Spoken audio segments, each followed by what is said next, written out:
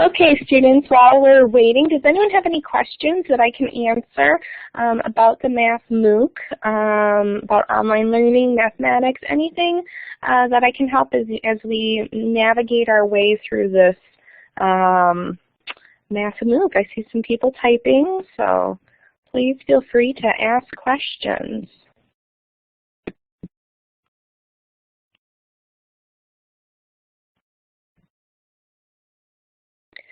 Okay, James is wondering, how do you get into lesson 2? For all of the lessons, you need to complete the D2L quiz and pass it with a 50%. So in order to get into the Module 2, are you talking about Module 2? Or to get into the next module, yeah. Okay, so Module 2, you need to take the quiz for Module 1 and pass it with a 50%. And quizzes, you have unlimited number of attempts. So you can continue trying it until you do get a 50%. Good. Any other questions?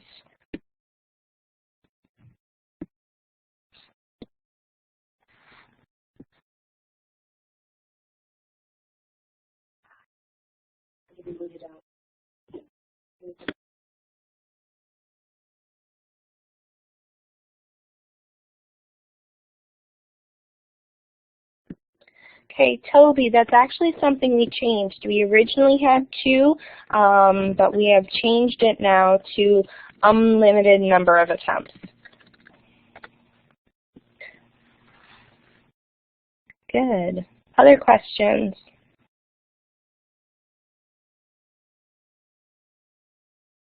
Or comments or suggestions? I know one thing that people seem to be a bit concerned about is with the quizzes, we're not giving you the answers. We're not telling you what's correct or incorrect or what answers you have. And part of the reason is because that's your grade, that's an assessment, so we really want you to continue working through those materials to see what questions if you can spot the errors in your own learning. And that's also a time you could go to the tutors for the online office hours and see if you can't figure out, what errors you might be having in your own learning. The other reason is because the web work does give you that instant feedback. And because web work gives you instant feedback, we want those quizzes to, continue pushing you to think and work mathematically.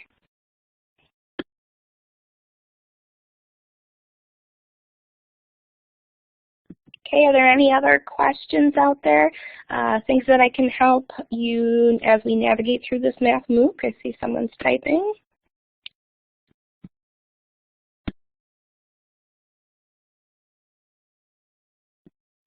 Yes, the quiz questions are similar to the web work exercises. The web work is kind of like your homework, and I think like any good quiz, we want you to continue, extending your learning a little bit. But the quiz questions will be very similar to web work, other than the fact that there are multiple choice or multi-select ones. But the quiz is like the web work. Yes, Karen, I know the idea of getting it, which ones are right and wrong, yes, without revealing the answer. But then, people could continue just to guess and check their way through the quiz. And that's not the point. The point is to really learn the mathematics.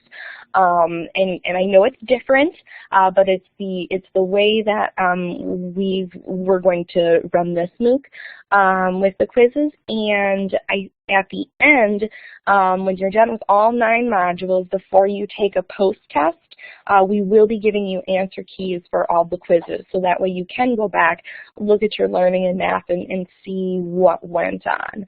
And again, the reason not to give a correct or an incorrect is because we don't want to, push people towards any guessing and checking.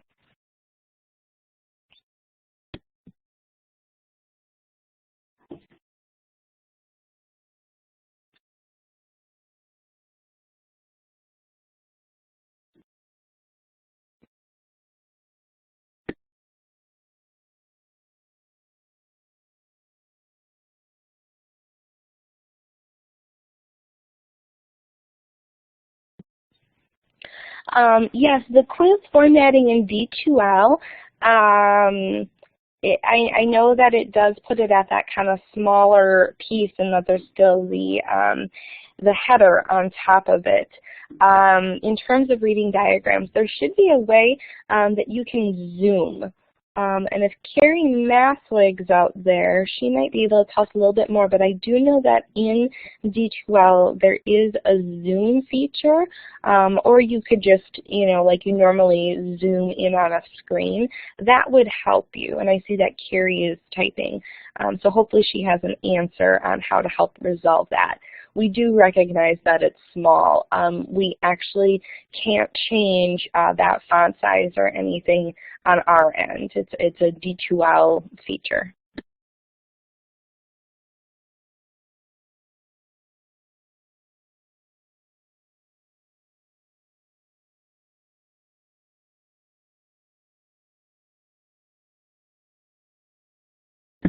Yes, Carrie, you can go ahead and speak.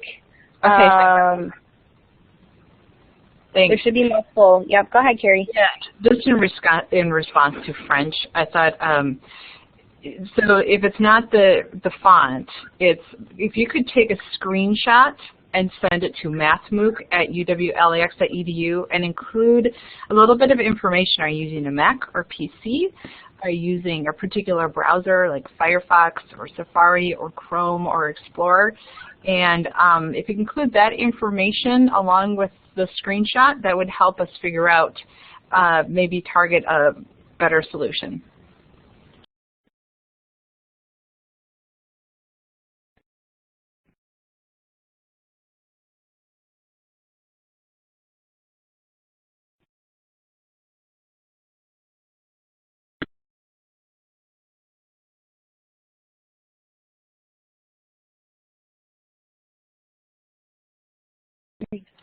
Okay then, well, good. I'm glad we could get some of those questions answered. We're going to start then talking about Module 3.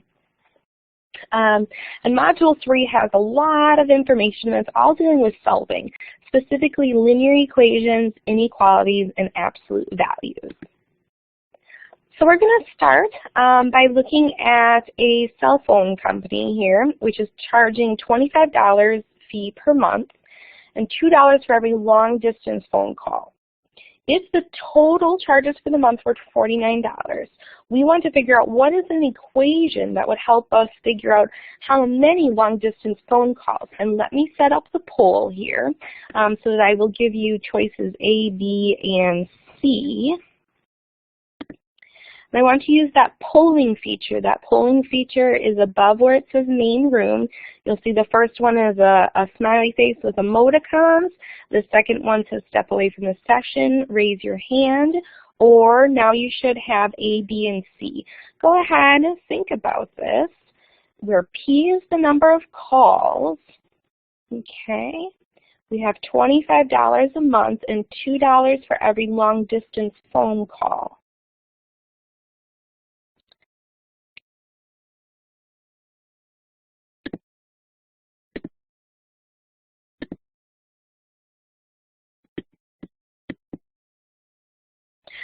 Yes, I see you have a question, Yuhui. You can either talk your question or type it in.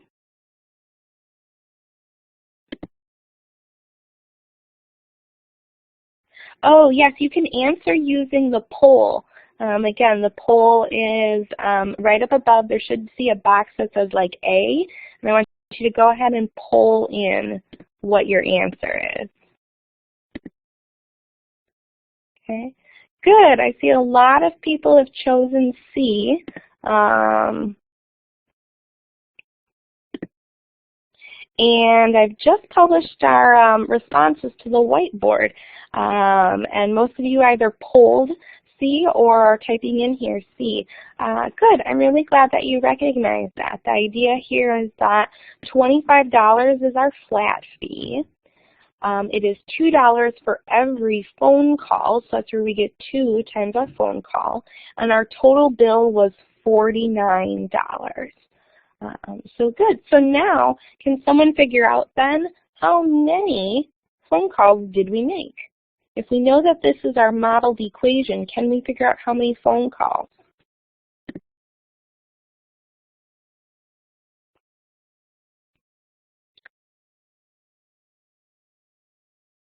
Good. A couple people have figured out 12. And what we need to do is we're trying to isolate P. So what we would do is we would start by subtracting 25 from both sides. And in subtracting 25, we're left with 24 equals 2P.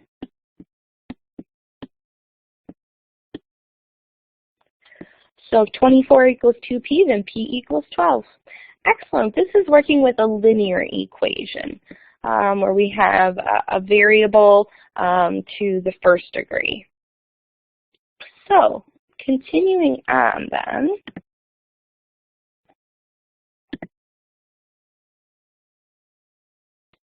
okay, there's some different ways that we can look at linear equations. So let's pretend that I'm thinking about a secret number.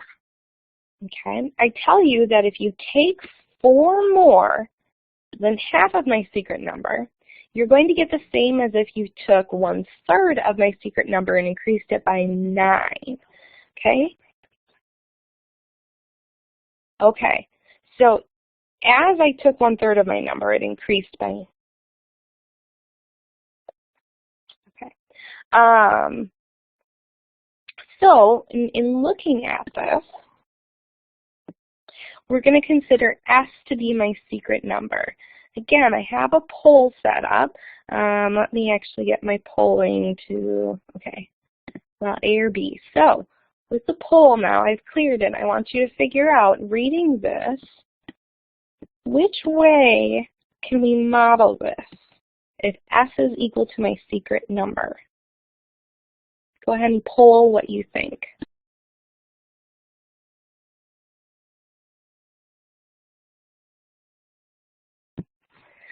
Okay, I'm not seeing a lot of people responding. So again, I'm looking to figure out, can you model this idea here?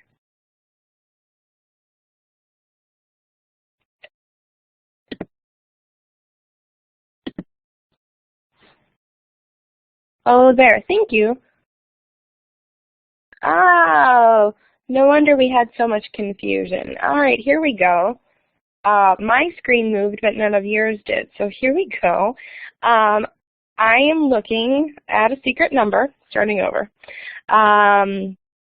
It tells me that if I take 4 more than 1/2 of my secret number, it is the same as if I took 1/3 of my secret number increased by 9. Now this hopefully makes a lot more sense. So you can figure out, again, polling in, what do you think? Which way do we model this equation, either A or B?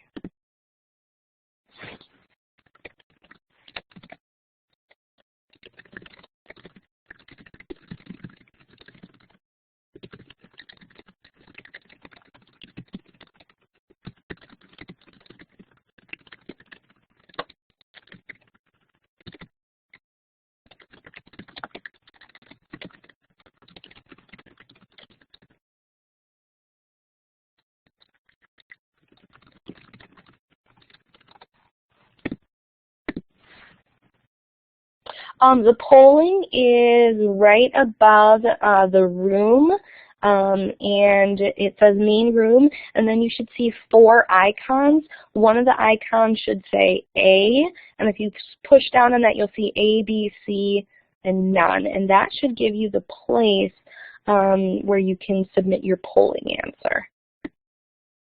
And I see that you did figure it out. You can change, Not everyone has polled in yet. Okay, but just about everybody has polled in. So I'm going to publish that poll so we can talk a little bit more about this one. Okay.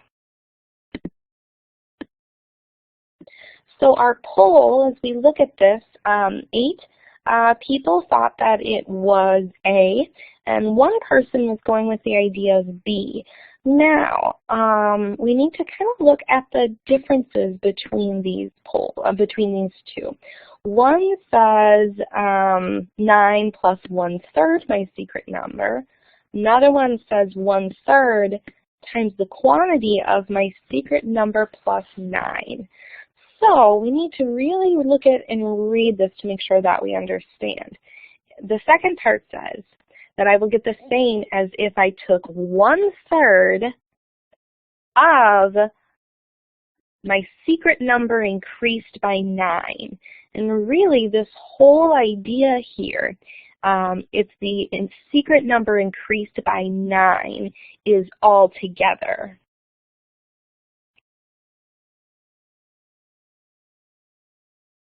Oh, S plus 9 is not supposed to be in the denominator. That's supposed to be just like a 1/3.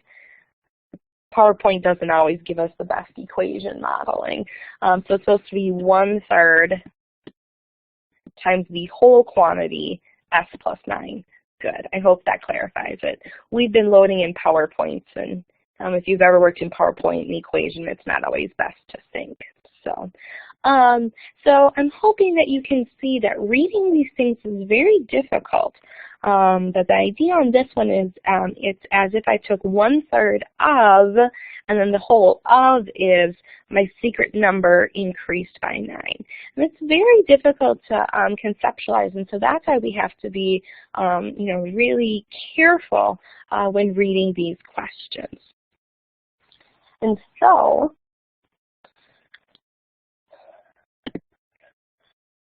going on then, we can look at how we would solve this. Okay, so what could be our first steps in solving this? Would we apply the distributive property over addition? Or would we multiply both sides of the equation by 6? Or could we do either? Again, go ahead and poll. It's a good way for me to see where you're at. What steps could we take?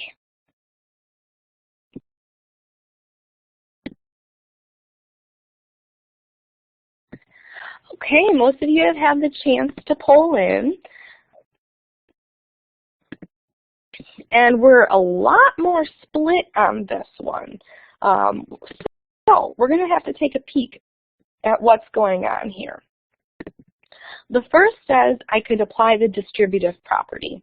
What it's asking me to do then, the distributive property over addition, would be to multiply 1/3 to both S and 9. This would give me 4 plus 1/2 S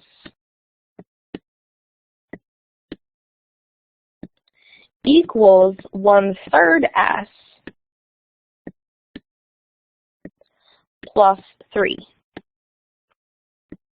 Okay, so that is a valid first step. The second way says multiply both sides of the equation by 6. And what would happen is if I multiplied this entire thing by 6, in essence, I'm looking at trying to eliminate my fractions. Okay, so if I multiplied everything by 6, I would then get 24 plus 6 times 1/2 is 3, S equals 6 times 1/3 is 2 times the quantity of S plus 9.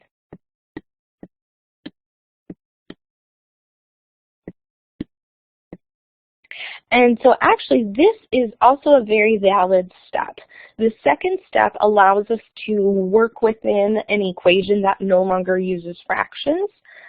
However, I don't mind working in fractions, so the first equation is also a valid step. So either way, either A or B is actually a good first step. So now that we figured out what our first steps can be, why don't you go ahead and try to figure out what is my secret number. Use either of those steps of distributing through the additive property or multiplying everything by 6 and see if you can't figure out what that secret number is.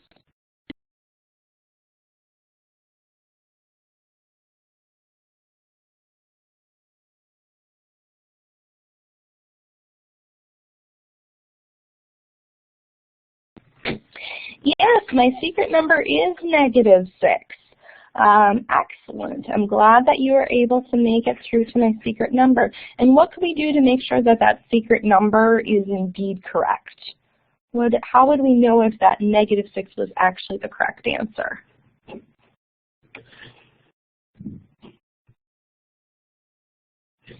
Great, substitute it into the original formula. All right, plug it in for x, all of those ideas. So let's just take a peek at that then. 4 plus 1/2 times a -6 hopefully equals 1/3 times a -6 plus 9. So 1/2 times a -6 is -3, and 4 minus 3 is 1.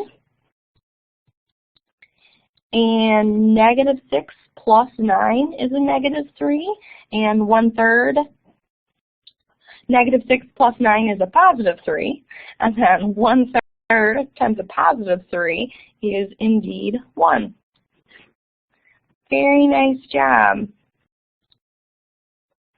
So now we're going to move on and talk a little bit about inequalities.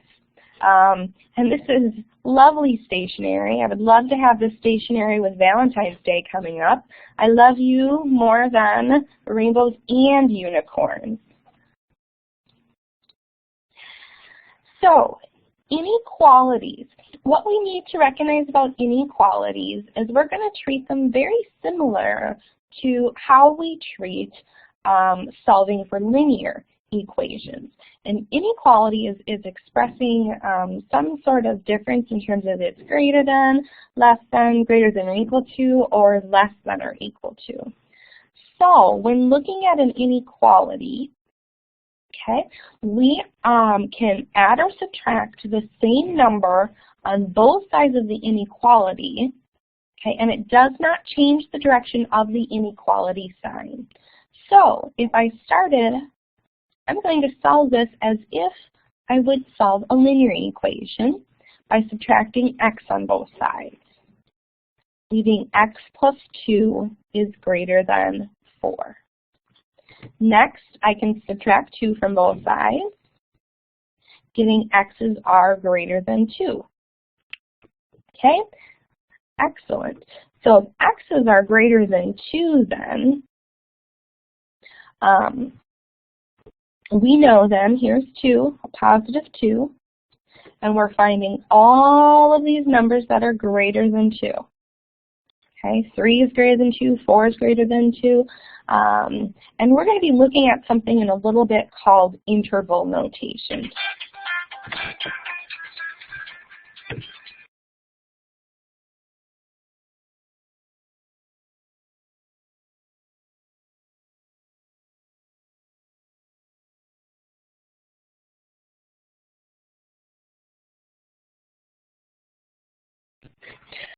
Sorry about that, my audio went out. You guys are already going through some stuff. Good. What about fractions? 1.5 would make it greater than 2. Okay, let's go back then. So you're saying 1.5 would make it greater than 2? If we plugged 1.5 in, 1.5 is not bigger than 2.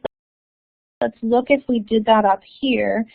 2 times 1.5 plus 2 is greater than 1.5 plus 4. Let's see if this is true. Well, 2 times 1.5, I have to look at that as 2 times 3 halves. Okay? 2 times 3 halves then is 3. So we would have 3 plus 2, which is 5, is greater than 5.5. And that's not true, okay? So we can test points out on either side to see if those are true or untrue statements. If we plug in, oh, you forgot the X on the right-hand side. Yep, sorry, I've drawn a lot of scribbling in there. So yes, I think the idea is, though, that we need to make sure that we test those points. Okay? Good. So the next idea is that multiplying or dividing by the same positive number does not change the inequality sign. So if we have 5x is less than or equal to 10, we can find out then that x's are less than or equal to 2. So again, I'm going to look at all the numbers that are less than or equal to 2, okay, but not equal to, and I can plug in numbers, so 0. If we plug 0 into our original equation, we would get 0 is less than or equal to 10. That's true. If we plugged in a -3, we would have 5 times a -3 is less than or equal to 10. Well, -15 is less than or equal to 10. And we could always try a number outside of our range, like 5. 5 times 5 is 25, and 25 is not less than or equal to 10. So what's nice about inequalities is we can always, again, substitute in an answer that is within our range to see if it is a true statement. Okay, an inequality rule to know, though, that does make a difference is when we multiply or divide by the same negative number. Okay, right now we have a negative x is less than 4. And we need to get rid of that negative, okay, because we like to look at things in terms of just x. Same with when we have linear equations and we're looking for x equals. In this case, we also are looking for an x. So I am going to divide both sides by a -1, which is the same as multiplying both sides by a -1.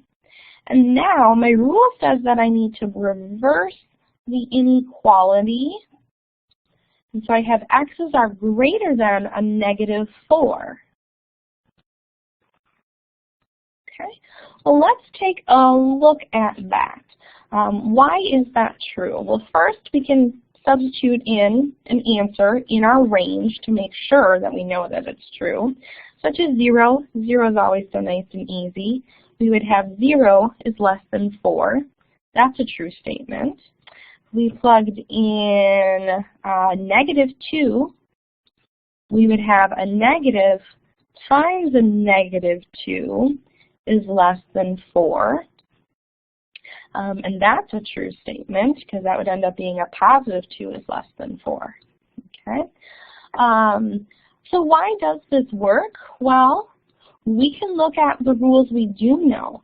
-x is less than 4. Let's say we just want to work with adding and subtracting, so we know that does not change it. Well, we could add x to both sides. Getting 0 is less than 4 minus x. 4 plus x. Then we could subtract 4 from both sides. Getting a -4 is less than x. And a -4 is less than x is the same as x is greater than a -4, right? We can rewrite that, making sure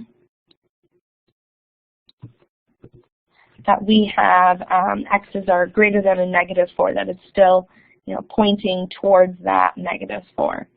So you can either take one step in multiplying or dividing and remember to reverse the inequality, or you can take multiple steps of adding and subtracting. Either way is fine, but what we need to remember is that multiplying or dividing by that negative number does change the inequality. You need to make sure you reverse the direction.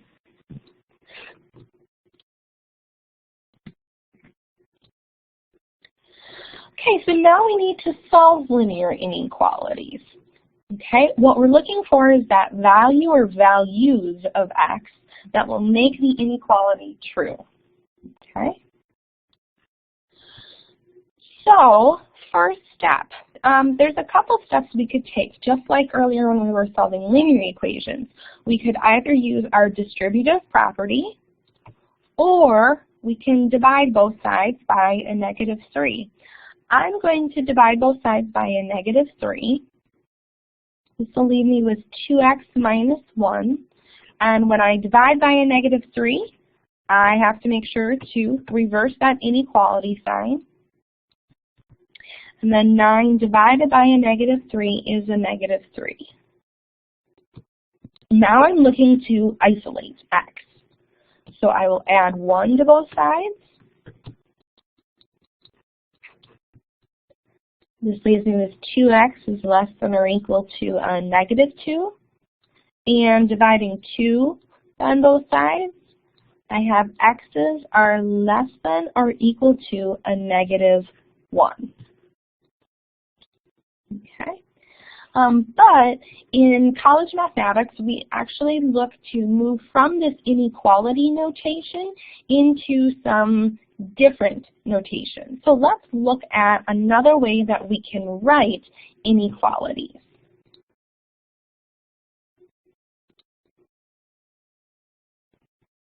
Okay, we are going to represent inequalities both graphically and through interval notation.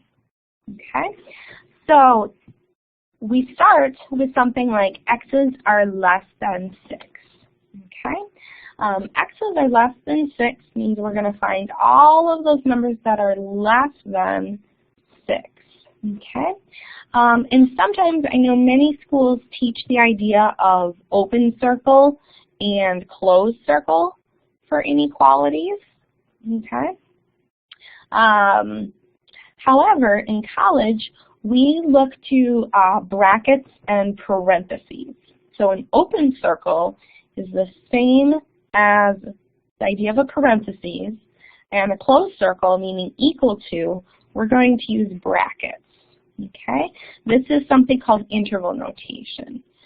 So because x's are less than 6, but not equal to, I'm going to use a parentheses.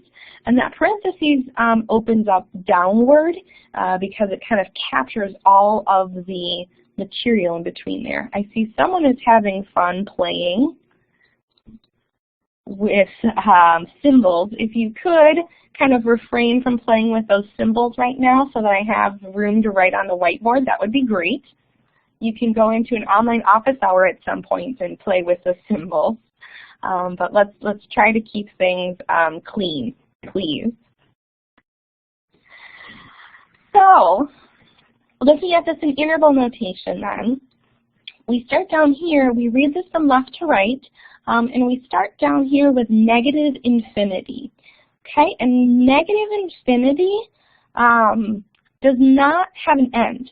Okay, it never ends. We can never stop it. So negative infinity is always going to have a parentheses.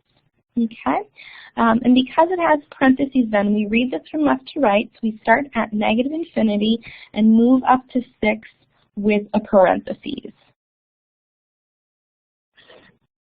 Okay. So this is a little bit more about interval notation. X's are greater than or equal to 12. Well, we would look at starting at 12, but we are including 12, so inclusive uses that bracket, moving up to positive infinity. Okay, and then -5 is less than x. We have to be careful with this, making sure that we can read this. In another way, we would say x's are greater than a -5. And this helps me realize that I'm looking for numbers larger than a -5. So I start with a parentheses -5 and move on up to a positive infinity. And again, note, we can have brackets and parentheses mixed around. Okay, it just depends. Okay, so inequalities are nice because they can help us model some certain situations. So in a math class, 5 chapter exams are given, and we have to achieve an 80% in order to pass. So Denise has completed 4, the first 4 exams, and has scores of 71, 84, 79, and 81. We want to make sure that we can write an inequality to find the minimum, the very smallest score that Denise must achieve on the 5th exam in order to pass the class. So what type of formula might we be needing to help us set this up? What are we going to do in order to set up this inequality? Okay.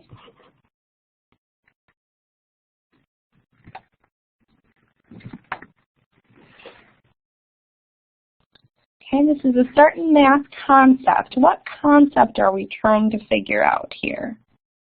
What will we have to do?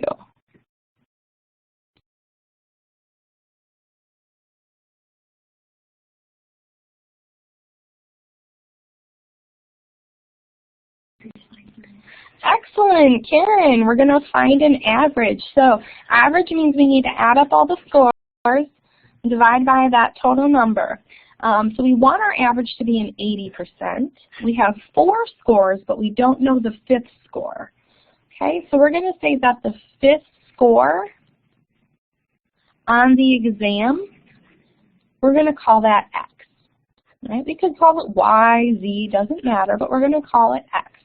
So I'm going to take the first scores that I know, 71 and 84, 79 and 81. Those are 4 of them. But again, I'm going to be finding a 5th score. I don't know that score, so I'm going to call it X. Then I need to divide by the total number of scores that I will have, which is 5. And I want to achieve an 80%, okay? But since we're looking at an inequality, I want to find the minimum score that I need to achieve in order to have at least an 80%. So what symbol am I looking at using? Less than or equal to, greater than, or greater than equal to? You go ahead and type in what inequality symbol do I need to solve this. Good. We have greater than or equal to. Okay.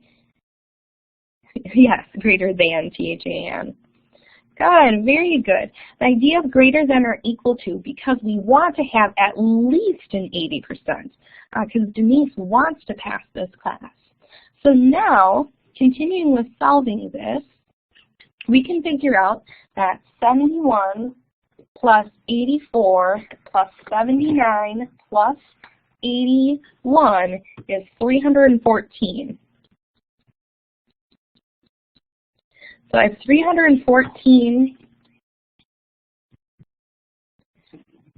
Oh, just looked at my math. I'm pretty sure actually it's 315 plus x. Thank you, Toby. Yep. 315 plus x divided by 5 is greater than or equal to 80. I'll then multiply both sides by 5 to find 315 plus x, is greater than or equal to 400. And then subtract 315 from both sides.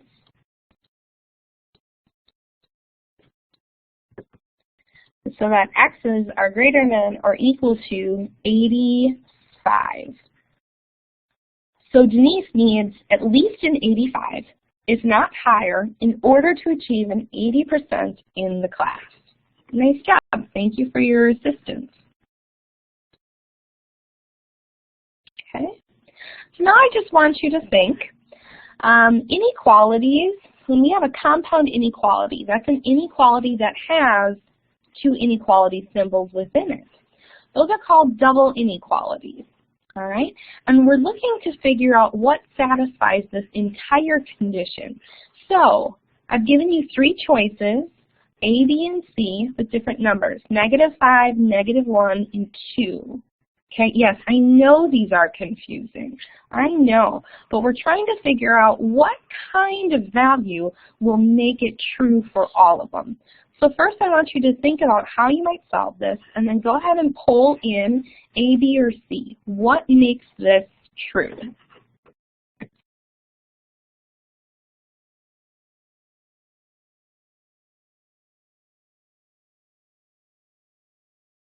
Again, I'd like you to use that polling feature.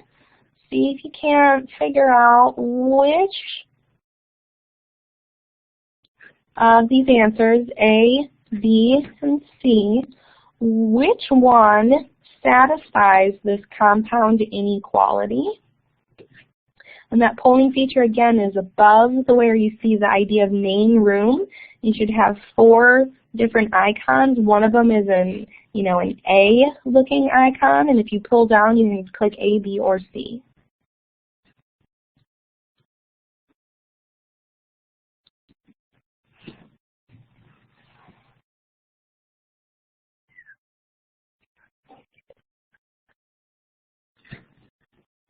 All right. I'm going to close the poll so that I can publish it and we can keep talking about this then.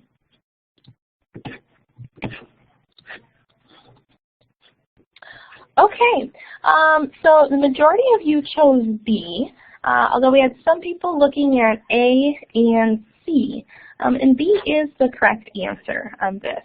The idea is that we can substitute in a -1, and 2 times a -1 is -2, plus 5 is 3, and we see that 3 is a solution that satisfies this inequality. -3 is less than or equal to 3, that's true, and 3 is less than 7. Well, let's look at if we had chosen choice C. We would have -3 is less than or equal to, and 2 times 2 is 4, plus 5 is 9. Well, yes, -3 is less than or equal to 9, but 9 is not less than 7. So C does not work. And if we plug A in, A is also not a solution. But how do we go about solving this so that we have an inequality? Let's take a look. Here, when we solve this double inequality, we want to apply the properties of inequalities to all 3 parts in order to try to isolate X in the middle.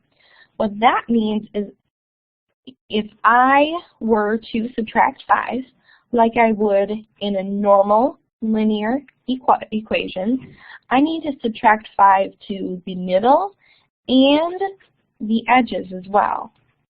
Okay, this would give me a new compound inequality of -8 is less than or equal to 2x, which is less than 2. And dividing by 2, I find then that I have -4 is less than or equal to x, which is less than 1, which means that any value between -4, and including -4, but less than 1 is a solution. So I have from -4 to 1, but not including 1, being a solution. Okay, another way you could look at this is to say that x's have to be greater than or equal to a -4, and x's have to be less than 1. So using those 2 ideas together, we would find that only those solutions between and including a -4 up to 1 work in this compound inequality. Okay. With the 15 minutes we have left, we're now going to take a look at absolute values. But before I do that, I'm just going to pause to see if there were any questions on inequalities. The main idea is that we need to ensure that when we multiply or divide by a negative, we reverse the inequality sign. But any questions, you can either type in a question or pull in a question about inequalities before we move on to absolute values.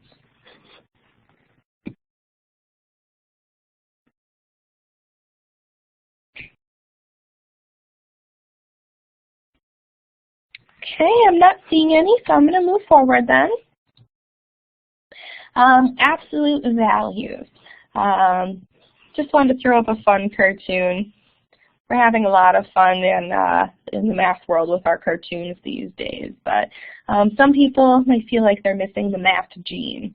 And we're here to help you reestablish that gene in your system. So absolute values.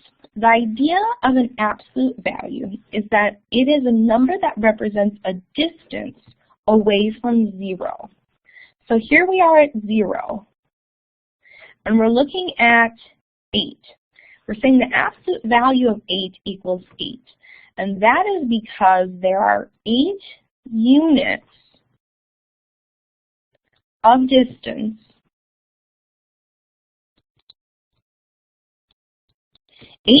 from 0 to 8. Okay? Oops, I missed a negative sign in here. That's supposed to have a negative. So we're looking at the absolute value of a negative 8 also equals 8. Okay? And that's because if we come down here at a negative 8, again, since it absolute value means distance away from 0, we're looking and we can still see that there are 8 units from negative 8 to 0. Okay?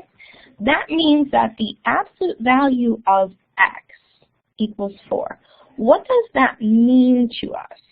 Okay? What does the absolute value of x equal 4 mean? Well, it actually means that x then is some distance, and that distance is 4 units. So if we were looking at this, again, on a number line, we could look and figure out, well, that means that we're going 4 units in the positive direction and 4 units in the negative direction. So that x could actually be 4, or it could be a negative 4. Okay. My next question is, can the absolute value of x equal 4? And I'm going to give you a yes-no poll. So I've changed the poll to a check mark. Yes or no. Can the absolute value of x equal a negative 4? Yes or no?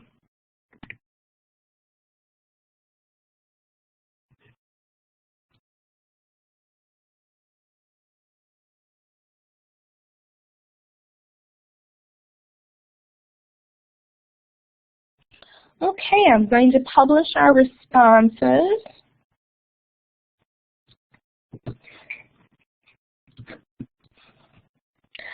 We have a lot of people who said no, it cannot. And we have some people who said yes, it can. Can someone explain why they said no, the absolute value cannot equal negative 4? Someone who responded, Katie Zappa, who's out there, can you try to help explain why that absolute value of x cannot equal negative 4?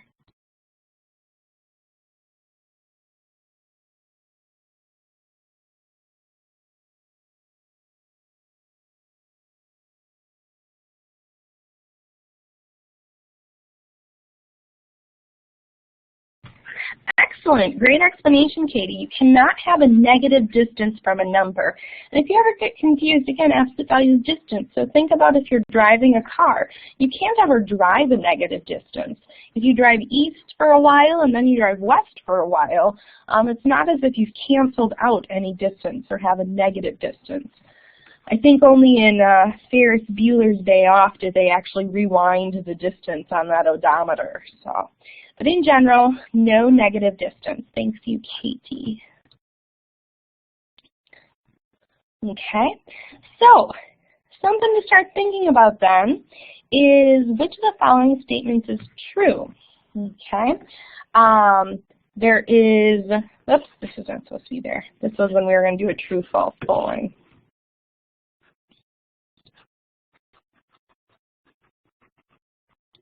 You're welcome, Karen. Good to see you. So which of these is true? And I'm going to give you an A-B polling here.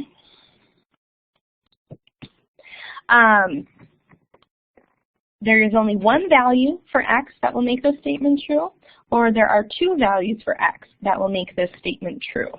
Okay? What do you think? Is there one value that will make this true or two values that will make this true? Go ahead and use your polling. Think about it.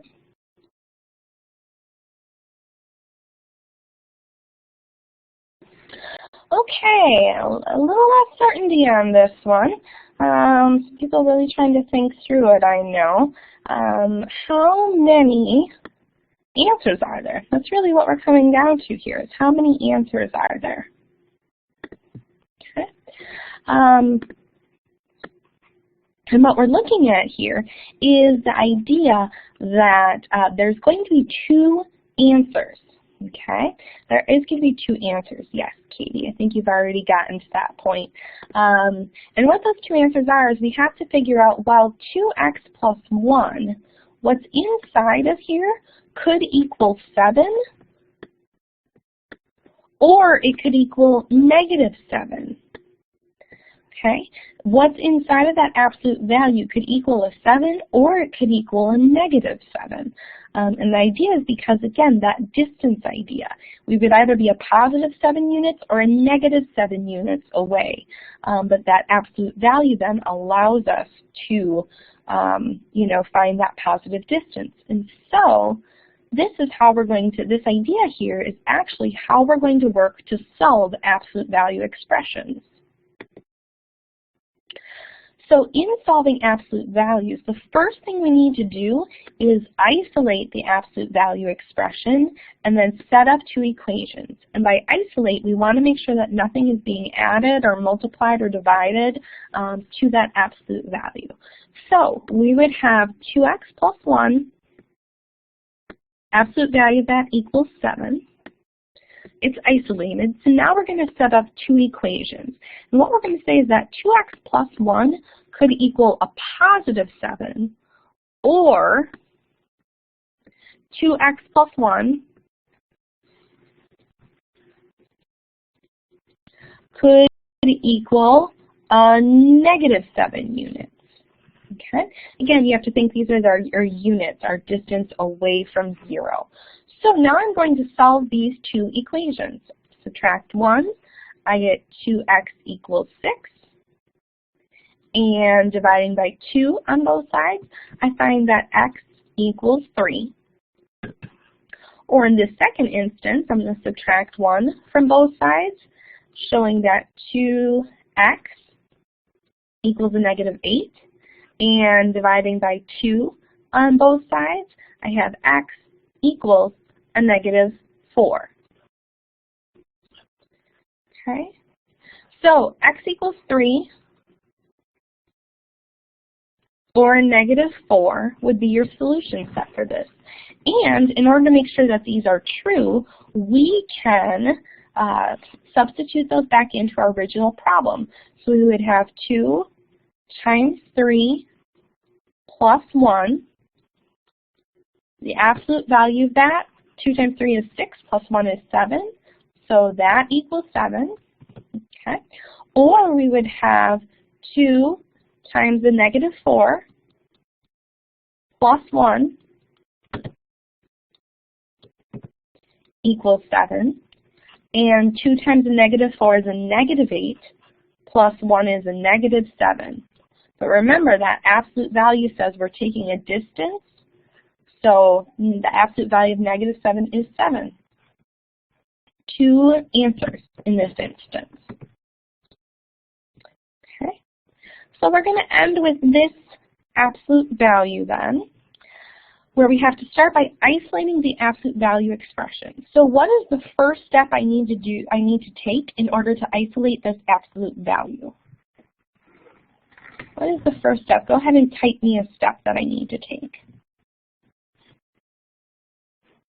Excellent. I'm going to add 7 to both sides. This will give me 3, the absolute value of x plus 2, equals 21. Okay, and my next step then to continue isolating this absolute value expression is to divide by 3. So I have the absolute value of x plus 2 equals 7. Now I need to set up two equations to solve. I'm going to say that the absolute value of x plus 2 equals 7 means that x plus 2 can equal 7, or x plus 2 can equal a -7. And in solving this then, I find that x equals By subtracting 2 from both sides, I get x equals 5. And subtracting 2 from both sides over here, I get x equals negative 9. And then again, I want to check to see if my answers make sense. So I would have 3 times 5 plus 2 minus 7 equals 14. So this is 3 times the absolute value of 5 plus 2, or the absolute value of 7 is 7. So 3 times 7 is 21, minus 7 equals 14. That's a true statement. Or I have 3 times the absolute value of a negative 9 plus 2, minus 7 equals 14. And a negative 9 plus 2 is the absolute value of a negative 7, which is 7. So again, I get 3 times 7 is 21, minus 7 equals 14. So that's just a little bit about what you're going to be seeing with solving linear equations, inequalities, and absolute values. Thank you for being very good participants today. I'm going to stay on if you have any questions that you want to ask me further. Otherwise, thanks for attending the live lecture on Module 3, and good luck as you progress in this Math MOOC.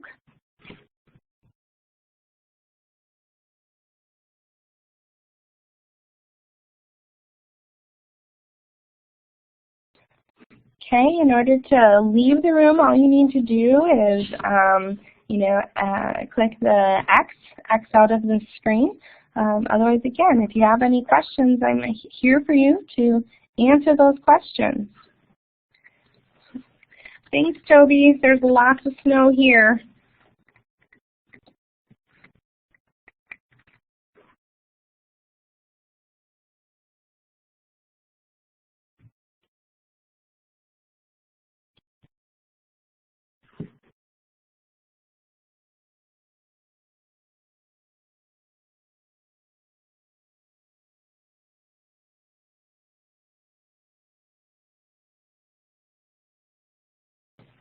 Okay, Katie, what's your question about the homework problem 7? I'm going to bring up a completely new page, so if you need to write, go ahead and use the writing tool and write your question or type your question.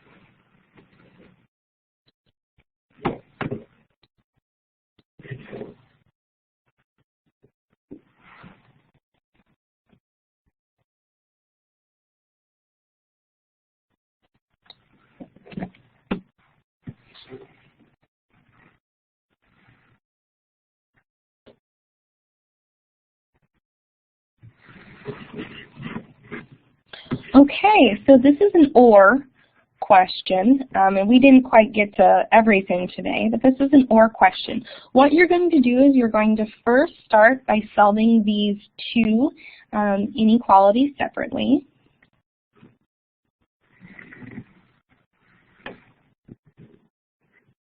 Yeah, x is greater than 1, good.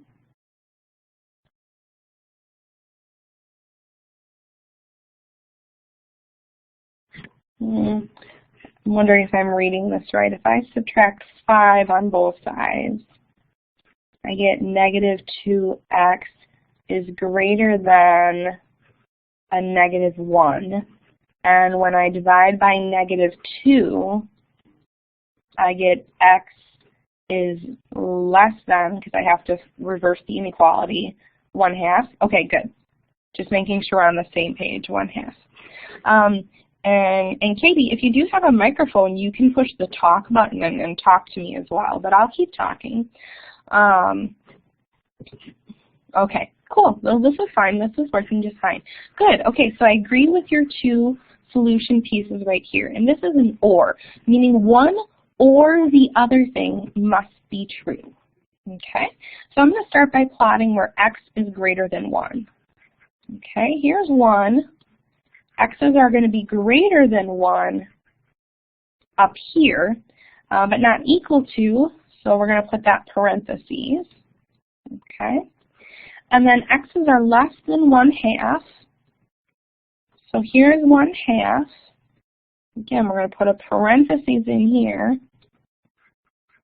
and shade down there. And the way that then you would write this in interval notation is, go ahead, see if you know how to write it. Yep, -infinity to 1/2, parentheses, good, good.